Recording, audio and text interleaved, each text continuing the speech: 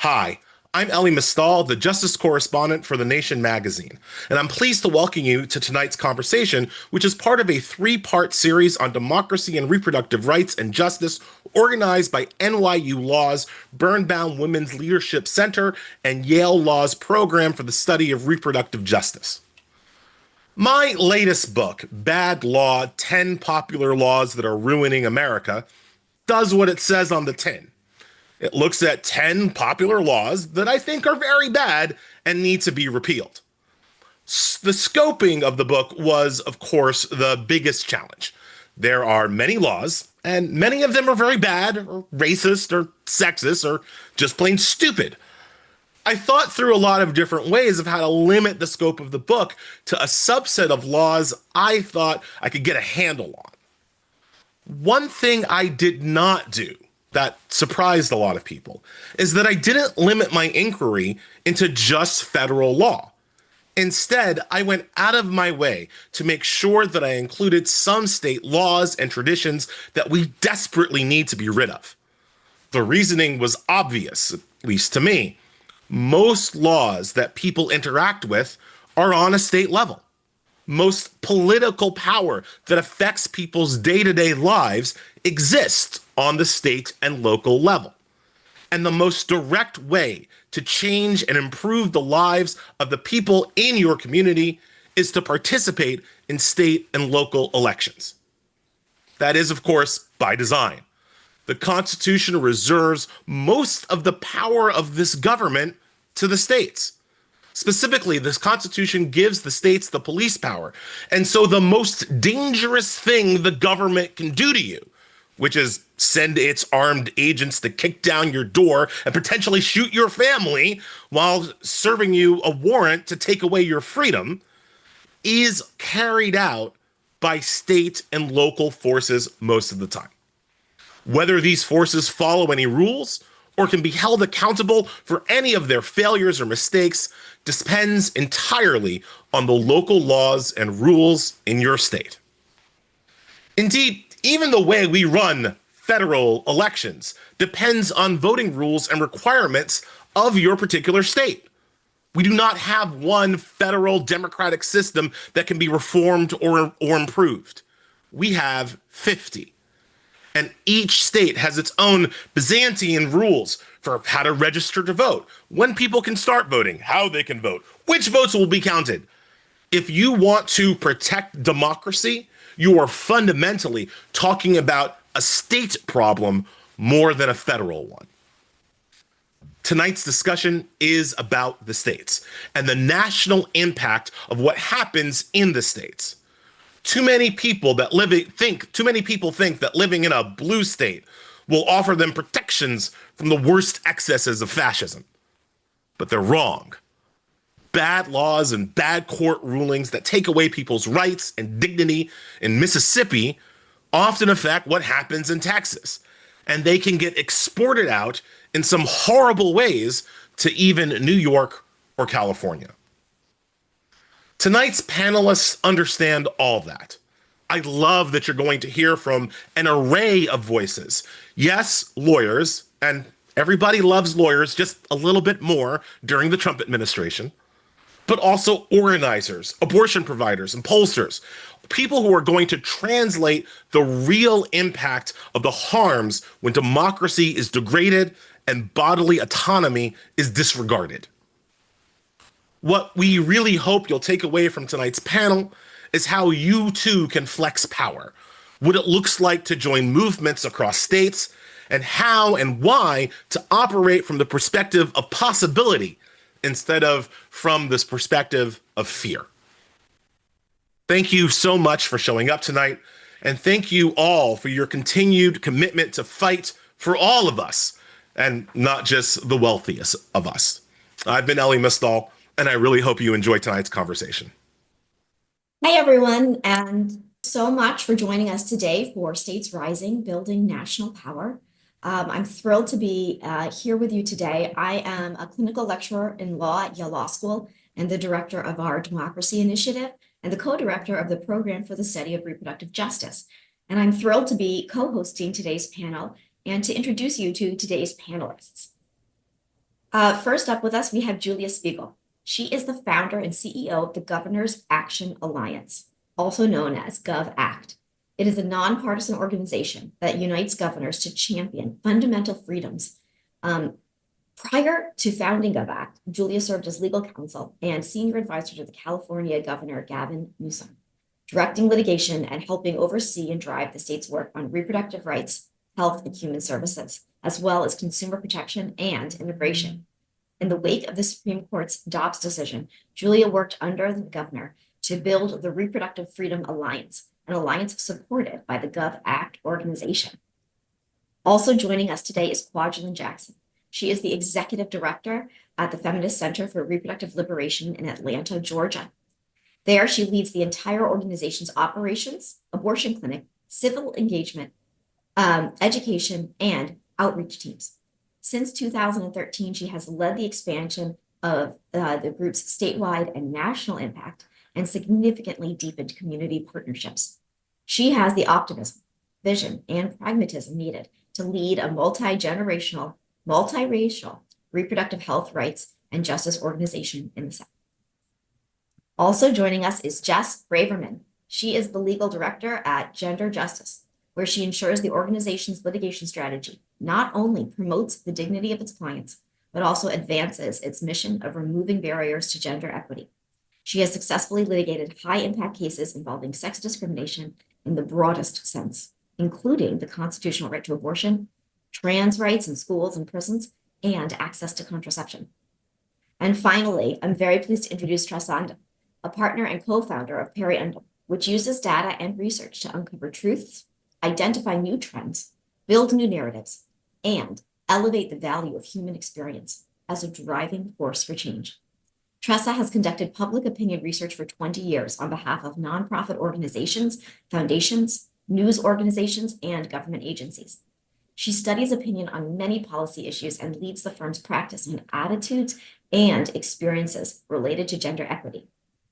Grounded in listening, Tressa explores untold stories and perspectives, often by asking questions that nobody else asks. I'm really thrilled to begin this panel, and I'm going to jump right in with our first question that I'm going to direct at Julia. Julia, in the first 100 days of this new administration, we saw what for many of us was a completely unexpected attack on the rule of law and the fundamental power structures that make government operation possible. Tell us, what is the Governor's Action Alliance? Why is it important for state governments to strategically fight back in this moment? And what do you see as the Governor's Action's role in doing that? What is different about this moment that leads so many governors to join forces, and what does that look like?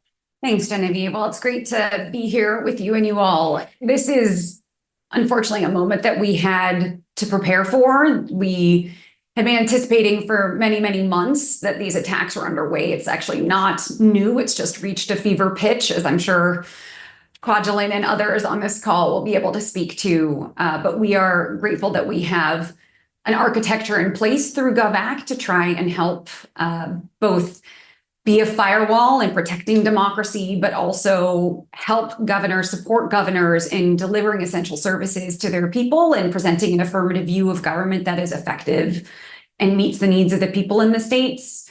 So GovAct writ large is an organization, it's a platform for governors and their senior staff to work together to protect fundamental freedoms. This is a new architecture that didn't exist previously, but as you previewed when introducing me, it is premised on work that we started doing years ago when I worked for Governor Newsom here in California.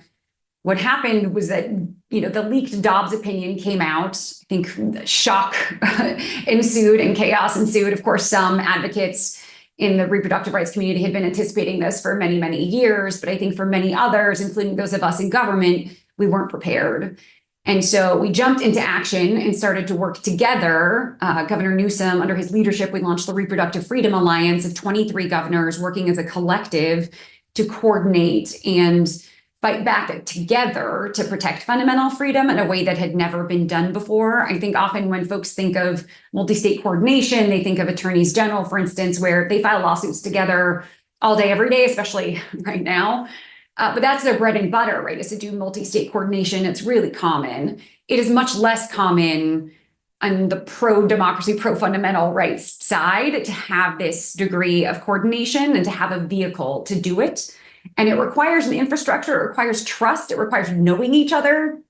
And these are all things that didn't exist before. But we saw on reproductive freedom how valuable, how much could get done. And there were some certain very concrete, real things that the Alliance pioneered that we realized could be useful in other issues. So just to give one example, as mifepristone, one of the 2 drugs used in abortion medication, was being threatened through litigation. And of course, this is happening again. The governors banded together to figure out how to stockpile medication abortion, all of them doing it different ways at different times, but it was part of a coordinated effort so that they could assure people in their states that if you are concerned about your ability to access medication abortion as needed, do not worry, we have your back. The governors have prepared for this moment and have medication on hand. So that's something that had never been done before, but that has created this new muscle, this new civic muscle across governors' offices about doing things as a collective. And that's what gave rise to GovAct, this realization that the whole is so much greater than the sum of its parts, that there's so much that governors can do as a collective, some of it very quiet, to be clear. Not all of this is loud and proud and out in the public. There's a lot that can be done quietly but robustly. And then there are things that are public and public facing, but all of it is part of this useful coordinated effort to make sure the wheels of democracy and institutions in the states are really effective. So that is the role of GovAct in this moment. And just to expand a little bit further on the focus on governors, which I think, to me are obviously essential in this moment, and I think always have been. They are the CEOs of their states. They have extraordinary powers over budgets, over administrative actions. They have these agencies that they oversee. They have executive power, the bully pulpit. They set appointments. There's this swath of powers that they have to be a bulwark and to also deliver services. And so we're trying to be helpful and creative and looking at every tool that they possess. And of course, there's like partnering with the AGs on litigation. There's a whole range of things. But the idea is that this is an extraordinary moment that we're in, and we need to meet that with extraordinary responses. And that is what GovAct is here to help do. That is just incredible. And thank you so much for the work you're doing and for that incredibly helpful explanation. Could you give us a couple of concrete examples now of that you are able to share with us about some of the things that governors are working on together based on this incredible model, this, as you call it, new muscle that we are learning to flex? Yes, there are, of course, some examples of things that I'm able to share, though not all, of course. Some of the work is really focused on how to fortify federal programs that are being dismantled en masse. When you mass fire 85% of the AmeriCorps workforce, that has huge ripple effects and ramifications in the states. And not only is it devastating for those programs, but it passes the buck from the federal government holding certain responsibilities to piling even more on the shoulders of these governors that are already doing so much with really limited budgets at a time when tariffs are impacting that, inflation is impacting that. So it's just creating even more extraordinary pressure. So as the attacks on AmeriCorps, for instance, mounted, we worked with former governors, 33 former governors, in filing a friend of the court amicus brief to support AmeriCorps. These are governors who helped set up AmeriCorps in their states, created the commissions that in many instances directed those funds and helped build the programs. And these governors span, red, white, and blue states, and every party, it really is not a partisan initiative. It was a bipartisan effort to speak up and try and help defend and protect AmeriCorps. That was really, to our knowledge, one of the first times to have this kind of bipartisan effort of former governors speaking out in support of these essential programs and services. Another example is in public health. As you all have seen and heard, the US has planned to withdraw from WHO as soon as it's legally able to, but the reality today is that engagement with WHO has been cut off. Like, the crisis is already occurring. It is a silent public health crisis. And the result is that the states are now at the helm. They always have been at the helm of protecting public health, but now they're in it alone. They don't have the federal government supporting that work at a time when, we just received, the news that the federal government is no longer going to be working on a bird flu vaccine, or that It may be harder for children to be able to get COVID vaccines. There are all sorts of rollbacks in terms of essential public health that now place even more burden on the states. And so we're working proactively as part of the states to support governors in a cross-state solution. How can they band together then to help each other with disease surveillance, to help each other with vaccine preparedness, and all these ways that they didn't previously need to, because information would pass from the states to CDC and CDC to WHO and back. And that unfortunately is no longer occurring. So those are two very concrete examples of how governors are trying to jump in, stand in the breach, and also build new architecture that's needed to meet this moment and protect the health and well-being of people in the states. Oh, well, thank you so much for that work that you and the governors are doing on that. That's just incredible. I think every person listening is feeling a huge amount of appreciation for you.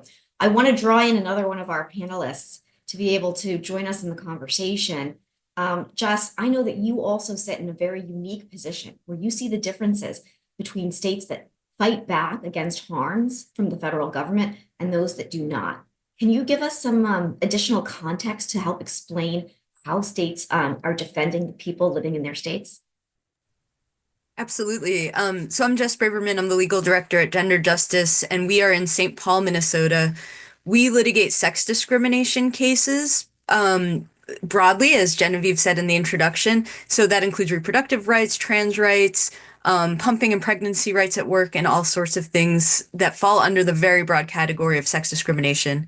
We litigate cases in Minnesota and also in North Dakota, and these are two very different states.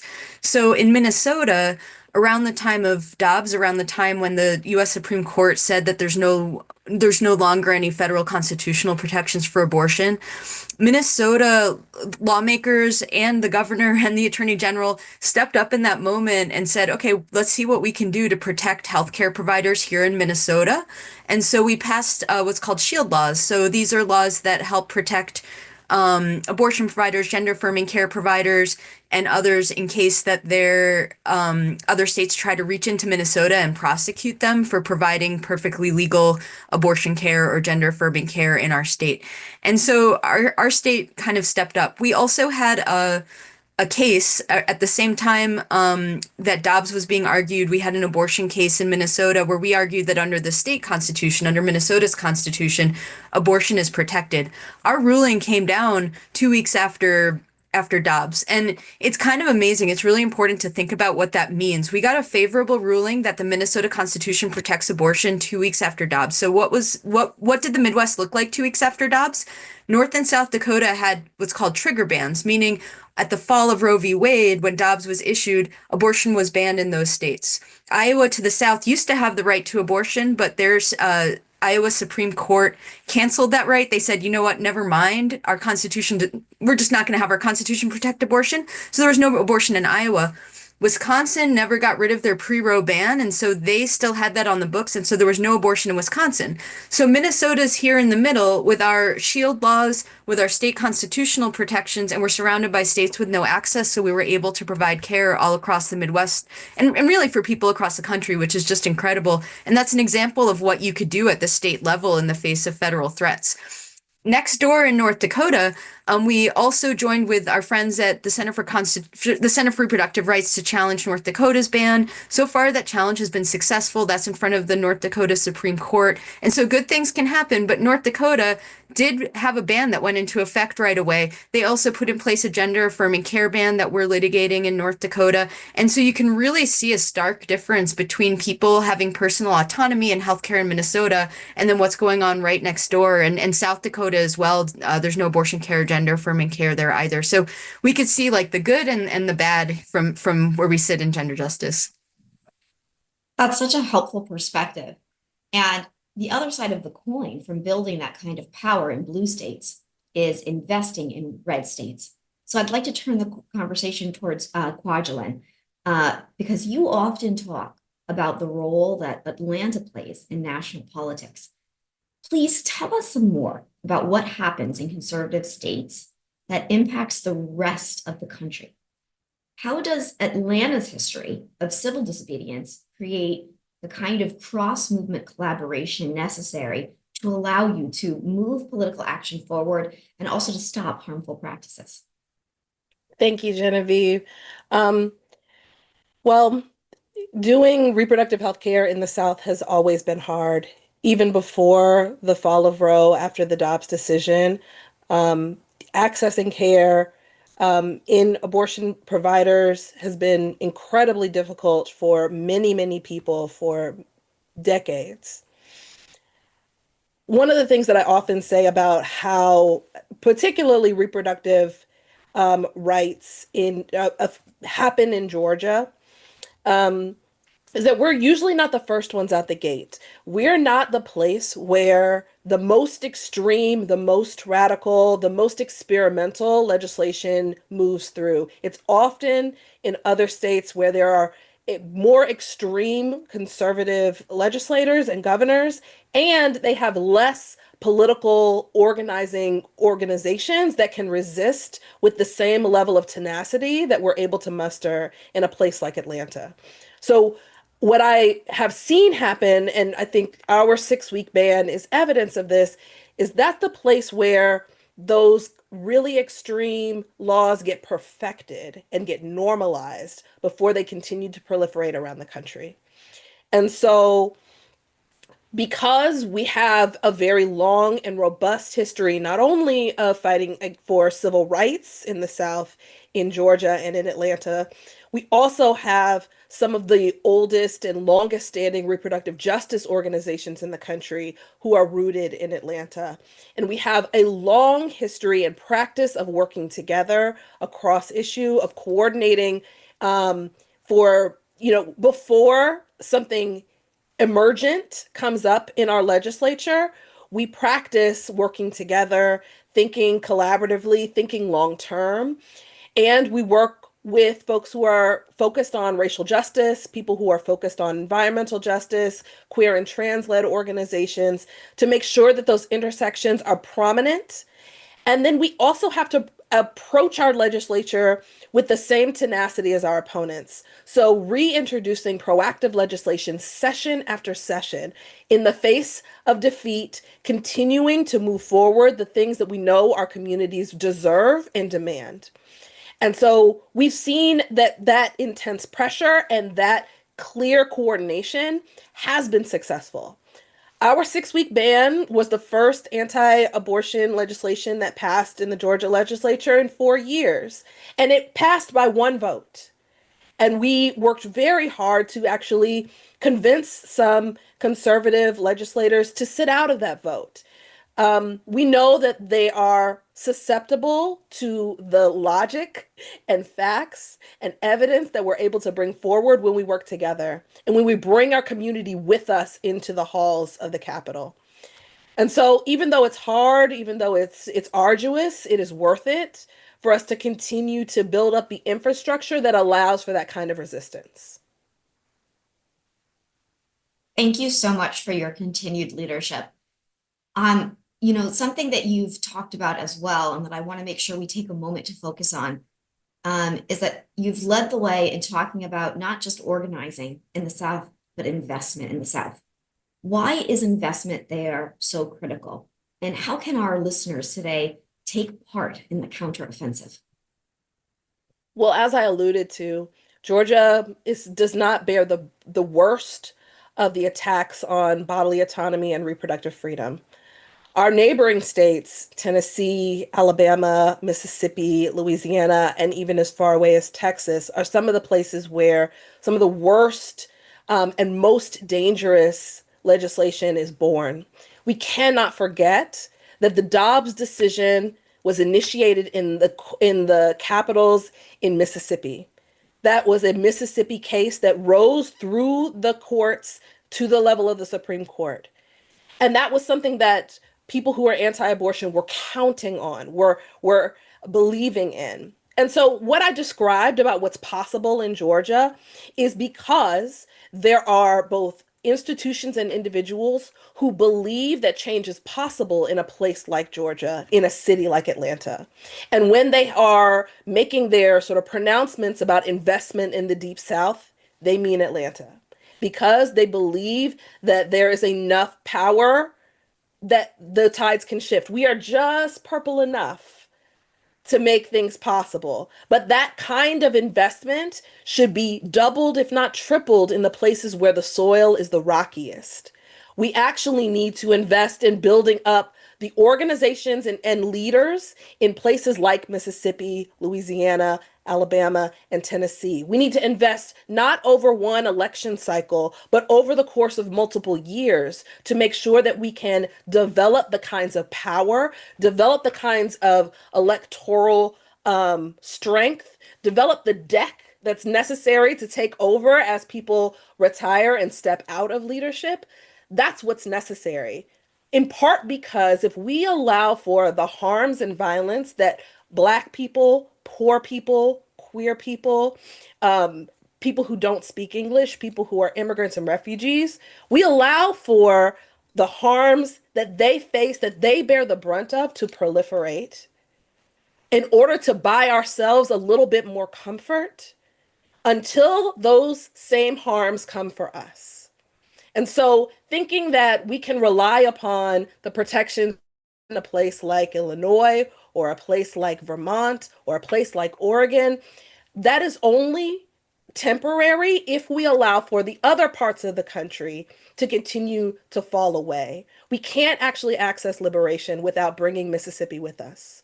And so it's really important for us to make sure that we don't set our sights away from the places where the work seems the most challenging, the most impossible. It's still possible for us to win. As always, I find you so hopeful and inspiring, even when speaking the hardest truths, Kwajalein. Thank you so much for sharing that. I want to draw in another one of our amazing panelists, Tressa. Can you tell us, from the perspective of a pollster who works across the country, what do you see as the through lines that point towards the importance of building local and state power? You know, I think that's where it's at. And I think a lot of people have Kwajalein has known this for a long time, and a lot of people are probably maybe just realizing that. But obviously, you know, state and local, that's where people live. It's where regulations and policy are felt, positive or negative. If you need an abortion, whether you have access is in your community. You know, it's not some abstract concept in Washington, D.C. You know, state and local is where people's attention is. You know, they pay attention. The biggest source of news is local news, right?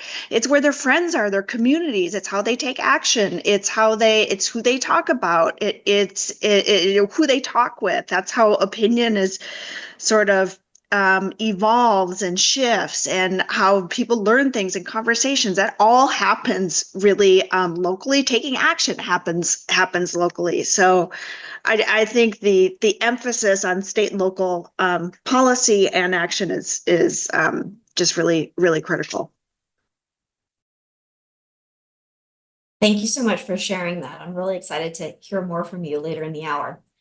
Jess, I'm going to turn it over to you again, because I'd love for you to be able to draw a couple of additional threads together for us. As you often discuss, the reality of gender is extraordinarily expansive, and trans and non-binary people deserve the same rights and dignities as everybody else. And similarly, women and femmes deserve to live full lives without being held back by gender stereotypes. What do you see as the common motivations behind attacks on both groups? And what does it look like for us to flex national power by joining forces across these movements? That's a really important question. To give a little context to it, I'll go back to, let's say, 2019, when Idaho banned trans girls from girls' sports. So if you look at who the lawmakers are who are passing bans on trans girls participating in girls' sports, and you look at the lawmakers and the advocacy organizations promoting abortion bans, you'll find that they're actually one and the same. So for these groups, abortion and trans rights are not two separate issues that affect separate populations of people, right? For these groups, what they're seeing is the opportunity to restrict bodily autonomy, whether that's by forcing people to go through with pregnancies that aren't right for them, whether that's forcing kids to stop taking gender affirming medical care, even though that could cause them really severe harm. If it's forcing transgender girls not to be able to play sports with their friends, which is probably one of the most like quintessential childhood experiences for many of us, for them, these aren't separate issues. They're one and the same. And until those of us who care about bodily autonomy see them as one at the same, we're gonna see ourselves losing rights. We're gonna see a rollback of rights. And that's because when you see people step up and say, "Oh, I don't know about trans girls and girls sports," a lot of those people who say that are people who themselves might consider themselves feminist or might support abortion rights. And what's happening is it's kind of a winning over of a population of people. So if you think about it, back in the 80s and 90s when I was a kid, religious groups would say things like God made Adam and Eve, not Adam and Steve, and people would kind of guffaw and whatever. That joke doesn't really land today in 2025. So instead, it's the same groups with the same motivations who are couching their ideas in junk science, basically, that trans girls have some advantage and will lead to the downfall of girls' sports, that abortion care is dangerous when it's actually one of the safest medication, one of the safest healthcare that we have. And so it's this kind of look over here, it's this distraction from actual problems that are going on in our society. So take, for example, women's sports. There's real problems in women's sports, right? Sexual harassment and abuse of athletes, a lack of resources for women coaches, a lack of money for public schools, which is where most girls access sports, right? These are real problems in girls' sports. None of those problems are trans girls. But when people aren't addressing those problems, it's so easy to come up with a boogeyman. And that boogeyman is maybe like 1% of the population. Like each state has maybe like 1 to 5 trans girls playing sports. They're not causing the problem in girls' sports, but it's really easy to point to them and say, wait a minute, we found the problem, rather than actually delving in and saying, okay, is the administration, the Trump administration, let's say, rolling back sexual harassment protections for women athletes? Like, yes, they are through Title IX. Why are we rolling that back if we're claiming that we support girls' sports? And so it's so easy to kind of shift everyone's attention away by coming up with this boogeyman. And we're gonna keep getting kind of pummeled on some of these issues until we see that, until we recognize that bodily autonomy is the same for all of us, and that we need to support everyone's liberation, and that we can't throw anyone under the bus, because once we do, we weaken everything we care about. We shouldn't throw people under the bus because we should care about them. Like, that in itself is a reason not to do that. However, when you do throw people under the bus, you weaken your position, you weaken your coalition, you weaken your community. And so we need to stop doing that, and we need to see all these issues as connected, because people on the other side of the issues certainly do see them as connected. That's so true. And it's so incredible for you to highlight for us what happens when a vacuum is left in defending people's rights, and how easy it is for others to come in and create, as you say, that boogeyman. Tell me a little bit more, share with our listeners. So why is it that fighting bans on trans kids playing sports is going to ultimately be so important to ensuring reproductive freedom and bodily integrity? And what does it look like to power build across issues here? Yeah, so what we have going on is this kind of doubly effective strategy of demonizing trans kids. It doesn't just demonize trans kids, which is bad enough in itself, but it also hides the real problems. And so while everyone's kind of focused their attention on this imaginary so-called problem where trans girls are playing sports with their friends, which is actually a solution, not a problem. It's fantastic when kids feel included and participate in sport and pro-social activities, right? But while that's happening, it allows folks to hide the real problems, right? And so you donate to an organization that supports banning trans girls in girls' sports. You're donating to an organization that opposes abortion like 9 times out of 10, right? Because it's the same groups: Alliance Defending Freedom, Heritage Foundation. These groups are pushing both types of bans. And so when they get the power, when they get that kind of investment from people you wouldn't expect, right? From people who might otherwise consider themselves, let's say, feminists or supporters of reproductive rights, what you see not only a weakening of your own power, but a growing of the power on the other side. And so it's just a distraction. It's a distraction that takes away from very real problems in society, such as the erosion of our bodily autonomy, the erosion of our rights to access healthcare, the erosion of our rights to be free from discrimination, because no one wants their lot in life to be decided based on things that they happen to be born with, right? They don't want that to limit what they have access to in life. We all have the same goals, but these issues like trans girls and girls sports are they're distractions. They're really harmful distractions, really, but they're distractions from what's really going on, which is that the rug is being pulled out from under us. Our rights are being taken away. And so until we start to see all of these things as one and the same, like the focus on trans girls and girls sports is part of the effort to divert our attention while they pass abortion bans, while they take away healthcare, while they defund Medicaid, while they defund Social Security, right? Like this is where everyone's looking while all this other stuff is happening, and we need to turn our heads away, and not just turn our heads away. We need to support trans students, right? They're exercising their bodily autonomy. It's wonderful. It's beautiful when trans girls play sports, and it's beautiful when they win, and we should all be supporting that. But even if you're someone who isn't quite sure, you can't get behind that yet, at the very least understand it is a distraction. That one kid in your state playing sport is not the source of all of your problems.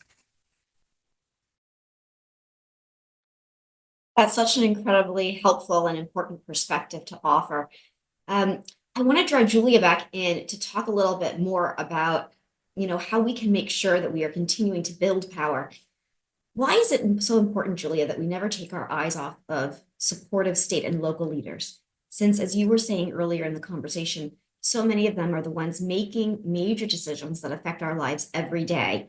And why is that important rather than solely focusing on who's in power in Washington?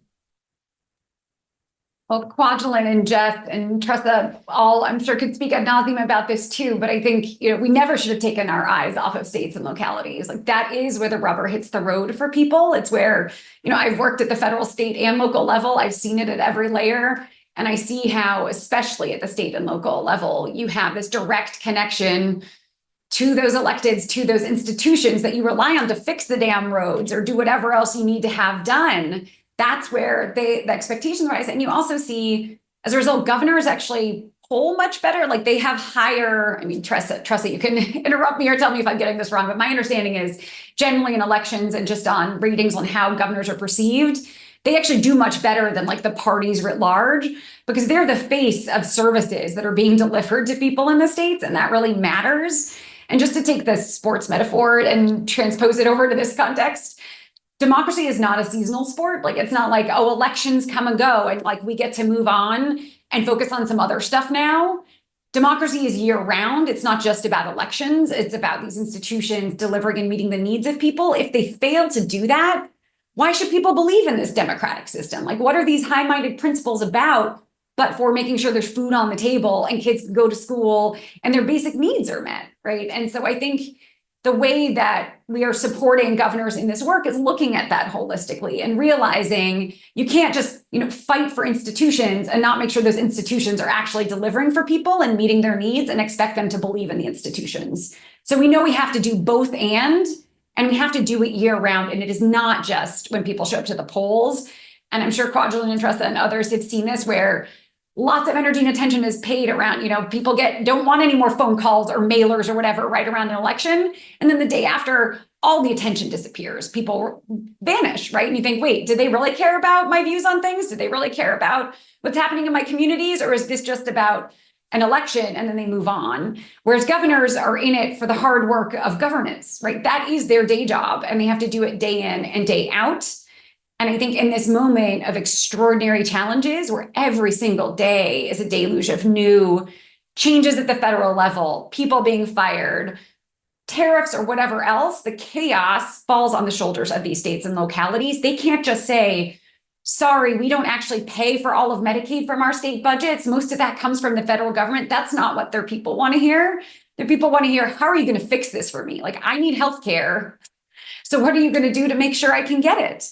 So that is the work that I think has to happen day in, day out. And I know everyone on the screen is working on too. And I just hope we can bring more folks into the fold, because I do think working in our silos isn't working, right? Like we have to actually be a coordinated collective always, but especially in this moment, if we're going to make it through, you opened it up, Genevieve, about talking about the first 100 days. It feels like 1,000 days. It feels like 1,000,000 days, and we have a long ways to go. And I think the most effective way, the best way to do that is when we really join forces and are coordinated in this work together. Thank you so much for sharing that. And I think every person listening is thinking about all of the incredible hard work that every single person on this call is doing to try to protect our democracy and to try to work toward reproductive freedom. And I can't tell you how grateful I am for all of the time and work that you're putting in. Clearly, you're inundated and have gone out of your way to make time for us. I want to move to our last big subject area, which is about effective communication. And for that, I'm going to turn it over to Tressa. Tressa, you have, as we said in your introduction, vast experience. Tell us about where things stand right now with ongoing questions that we're facing about democracy, both in the states and also nationally. And how can we, as you have laid out so beautifully in your recent white paper, how can we operate from possibility instead of operating from fear? You often talk about how we can speak to people's hearts. How can we get to the heart of their concern? So how can all of us learn to be more effective communicators about protecting our democracy? Which I think is another way of saying, to paraphrase you, how do we break out of our echo chambers, let go of our outdated assumptions, and move past defending the status quo so we can avoid being pitted against each other? Yes. So let me start with what I've seen in terms of being an effective communicator with the public or with your audience. It really starts with listening to your audience, listening really well, and it ends with authenticity. And here's some of the trends I'm seeing about who's failing at that, listening to audiences, being authentic, and who's really succeeding, just to give you some examples. So right now, or recently, let's say in the past year, I've seen many progressives fail at listening to and understanding their audience. So they are really caught up in, too many people are caught up in conventional wisdom about where they think the public is, what they think the public thinks, what they think moves opinion, how they think the electorate votes, what drives them. They're caught up in conventional wisdom, and that conventional wisdom is largely wrong. Conventional wisdom right now about the public, it's often driven by pollsters. It's often like me, consultants by me. It's the conventional wisdom is super apparent in electoral politics. A lot of pollsters, who are advising campaigns and are driven by conventional wisdom, their own thoughts and thinking and past data and their past references about, well, you got to move to the middle in order to win this election, or you got to avoid this issue, or you got to be this way, look like your opposition on this issue because they're better here, etc. All of this advice comes from pollsters based off their old thinking. And here's the deal. Conventional wisdom is an artifact of the past. So they are operating, it's by its own function. If you are, and there's good reason to operate sometimes by conventional wisdom, by past data, your best guesses, whatever. But if you're so narrowly focused on that and you're so living in the past, you aren't in the present. And that's when you could really miss what's happening. We saw that on abortion. In our data, it wasn't until after Dobbs passed that the media narrative shifted toward, oh, the country's pro-choice. I mean, it immediately shifted right after the ruling that, wait a second, the country's pro-choice. Oh, the data didn't shift. We saw in our data, for the past decade that the majority was a pro-choice. We saw it more of a Democratic issue than a Republican issue for a decade. But progressive officials, they didn't start talking about abortion until Dobbs fell, right? Till it was too late. Conservative officials started avoiding it. Why? They didn't realize how popular it was. So if you're living in this past conventional wisdom, you're going to miss what's going on. Another thing that people get trapped on when they're thinking about communicating is this conventional wisdom that, oh, there's a silver bullet message. We got to just find out what messaging works, right? Progressives, I see especially, are obsessed with message testing. They're obsessed with figuring out how to persuade audiences. What's the best message to save democracy, et cetera. They're doing that at the expense of listening to people. They're not listening. If they were listening, they'd, as Julie mentioned, as if they were really listening, they'd hear that there's only one group of people in the whole country who are satisfied with democracy as it is or was recently, and that's wealthy Democrats. Everybody else is scared. They're mad as hell. They're checked out. They've given up. Why? Because as Julia said, their institutions haven't met their needs. So if you're trying to communicate on, helping save institutions and democracy, you better understand that everybody wants transformation. So you better understand that let's not save what was, right? You got to figure out, and this is another thing that I see progressives kind of failing at the moment, is there's not a vision. They don't have a vision that they can communicate, that everybody can communicate simply. Now, on the flip side, in terms of who's really an effective communicator, I think is President Trump. Why? He's authentic as hell, and people are just absolutely deprived of authenticity, and that's part of the problem with polling and messaging. And what's message? You got to use these talking points, etc. That just breeds the whole distrust, right? He's authentic. He listens to his audience. He listens to his base. He really sees them. Most people in the country don't feel seen. 90% of people don't feel seen in one way or the other. He makes his base feel seen, and he gives them a vision. And guess what? He throws conventional wisdom out the window. He doesn't use a single poll tested message, right?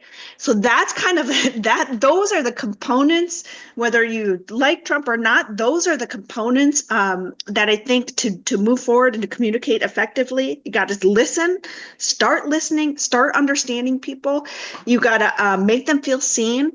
You got to operate from, again, there's this conventional wisdom that the voters care about X issue and that's why they vote. No. They vote on emotion. They vote on identity. They vote on who makes them feel seen. They vote on their values. So people who care about these issues got to focus on those things, those core values, those core emotions, not what argument do we need to convey on X issue. And I think stop using relying on pollsters and consultants so much to dictate, exactly what you say. All right, I'll stop there. I could go on forever. I'll stop there. I think that I could listen to you forever, because you say so many things that I think reflect what many of us sense and feel must really be happening. And yet you give us the data and the information to show us that is real and that is true. And to back up, I think the genuine, emotions of so many people in this country who feel that it has not been serving them as it should. I want to take a little bit of time now to draw everybody in to a little bit more of a conversation altogether and give you all an opportunity to talk about the incredible information that we have gotten from each one of the panelists, because I know that so many of you work already across issues, and I'd love for each of you to tell us more. So I'm going to start with Kwajalein and ask you, what do you see as the through lines between what you've said and what you've heard from the other participants today? And how do you see these themes connecting? And what do you think that the important takeaways are for our audience today?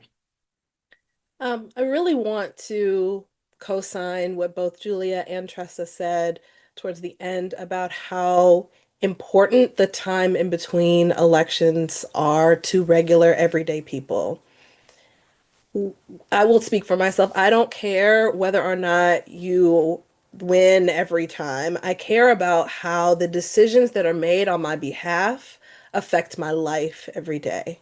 I care about the things that I see as repeated obstacles to my ability to thrive that no one has named, that no one is paying attention to. And so the more that people who hold political office or who hold positions of power are able to acknowledge, recognize, and act on behalf of people in those ways, the closer we will get to something that actually resembles democracy. That's what people want. This is not about, I mean, to bring the sports analogy back in, this is not about the winning team and the losing team. This is about how people are able to access liberty, justice, fairness, equity, health, well-being, happiness. These are the things that people are craving, regardless of the political party that they hold. This is what people want. They want to feel safe. They want to be okay. They want to trust that their children will be able to eat. And so I'm hopeful that we can continue to think about this less in an us versus them and more in an all of us. What is the best way for all of us to eat? What is the best way for all of us to get what we deserve? And not decide that in order for me to have what I need, someone else needs to go without.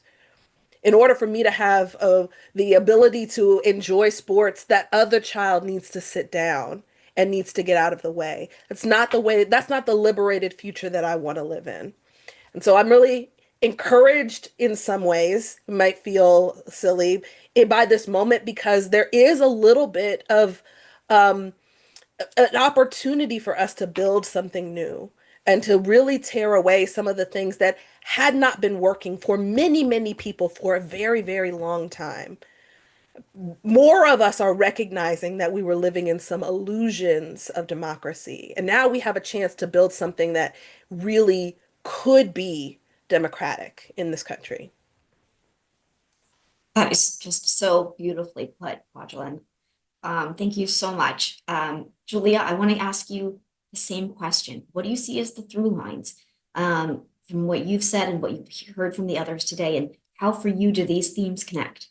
I think we're done here. I think Kwajalein just wrapped it up. Just kidding. Sorry, I will not violate the rules of panelists answering your questions, though I do want to plant a seed for Tressa in case this appeals to you, but I'd be interested where you think this whole abundance conversation fits within. You're saying progressives don't have a vision or reality right now, and there's a part of the progressive movement that seems to be moving towards abundance, and I thought of it because, Kwajalein, you were talking about how someone shouldn't have to not have food on their table for someone else to have food on the table, and I think that's part of this abundance mindset. So planting a seed, you water it if you want to, Tressa, when we get to you. But I will underscore what Kwajalein said, which is these institutions that we have had for so long need to work for people, for them to want to fight for them and stand up for them and support leaders that want to fight for them.